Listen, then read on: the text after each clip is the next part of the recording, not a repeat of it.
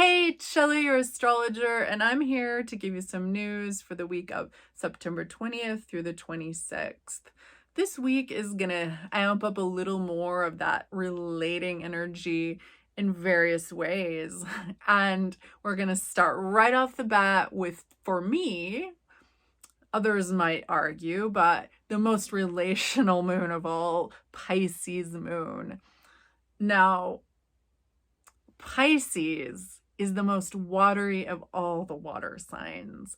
Cancer and Scorpio are also water signs, but they can walk on land. They live in the land and the water. Pisces is always in the water. So the Pisces full moon every year is a time where we all can be a little more in touch with those watery things.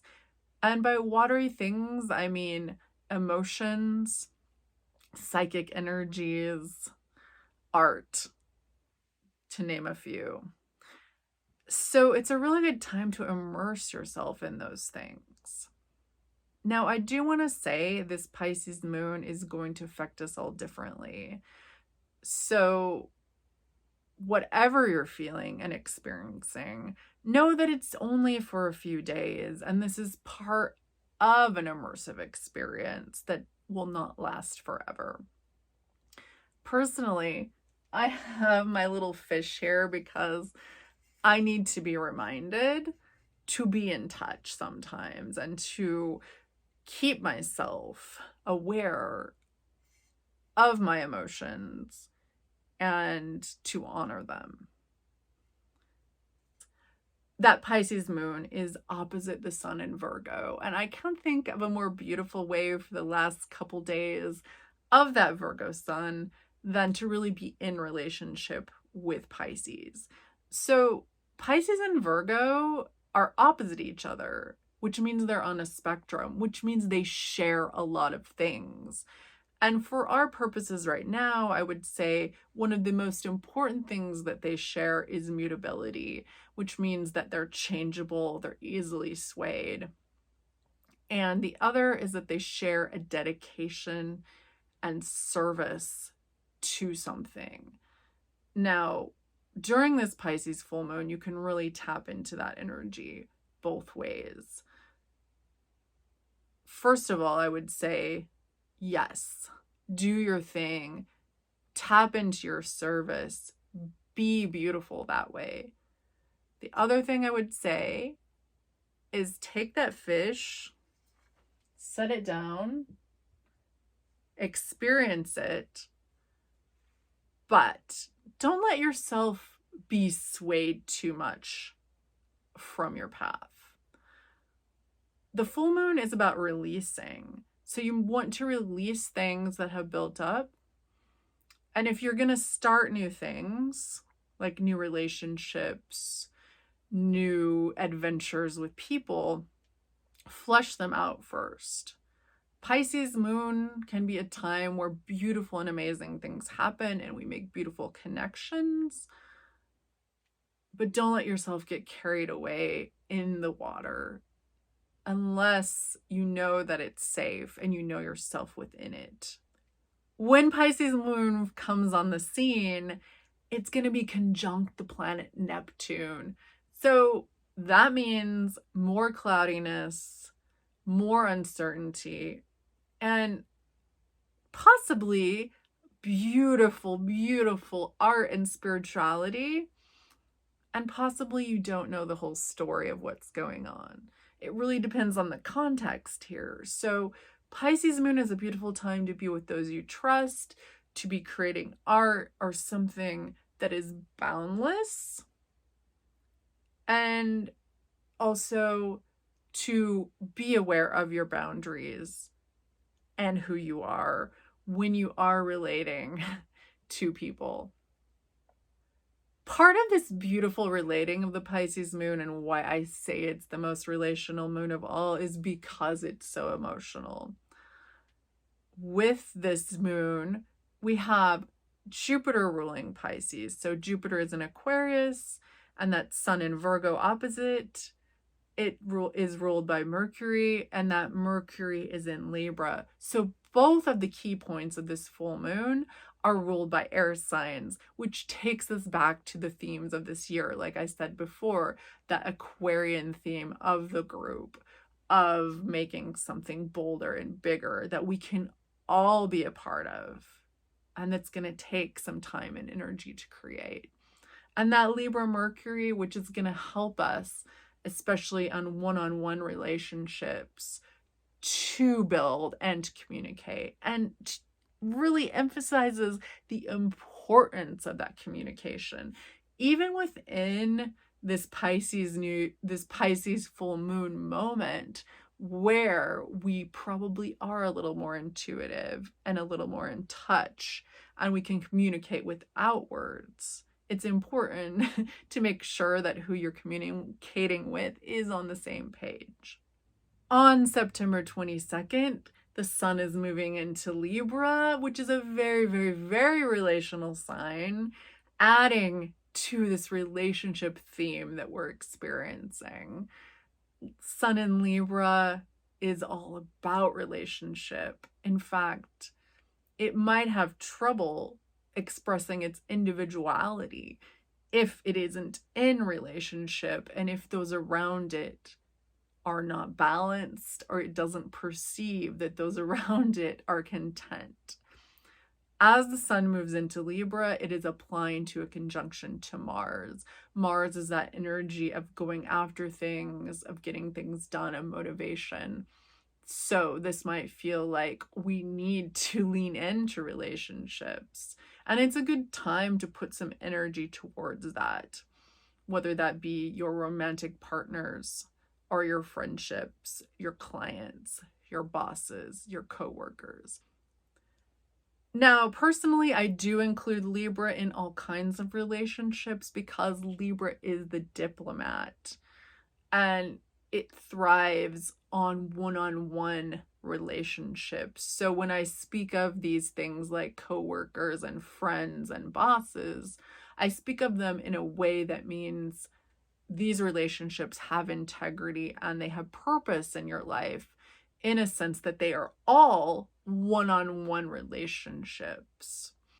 When that sun comes in, right after it applies to Mars, it's going to apply to Saturn. Saturn reminds us that relationships take time and work and effort, and there's going to be some structures to help build any relationship. You'll have to build structures in any relationship that's going to last. Another important piece of this is that Venus is in the sign of Scorpio. Venus rules Libra, so it's a very, very important planet while the sun is in Libra. Not only is the sun in Libra, Mars is in Libra.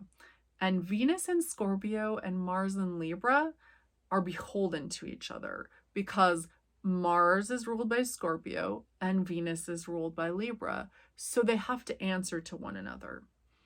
And they both struggle in their domain. So when they're together, they really create a very, very powerful tool for relating. Now, this isn't something that comes smoothly and easily. We're talking about Venus in Scorpio, which wants you to really dig. It wants to get into intimacy and garbage and all that stuff you're trying to hide. And then Mars in Libra, which really wants to relate. So you might be wanting to hold something beneath the surface, and that's okay. You need to keep yourself safe and secure, but the best goods are going to be found right now by digging into your garbage and relating them to someone else.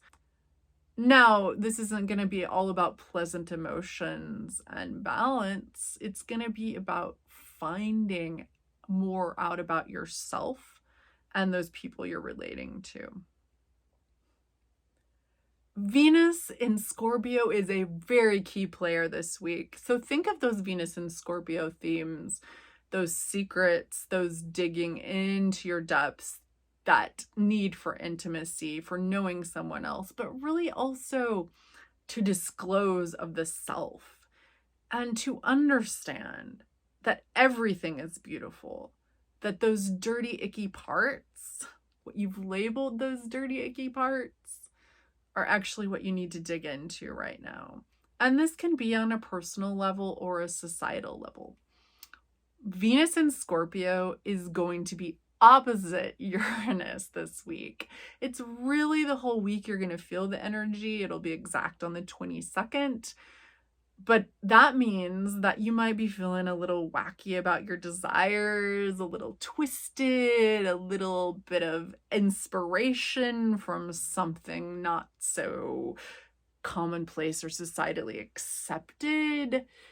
This can be on the level of sex. It can be on the level of the food you make. It could be on the level of the clothes you wear, or really just how you express yourself and the aesthetic that surrounds you. Expect the unexpected, or don't expect it because it's unexpected, but be open to the unexpected. The unexpected, those flashes of beautiful insight are likely to come right now. Be willing to open up what you think is beautiful, how you express your own beauty, and what you accept as beauty from other people.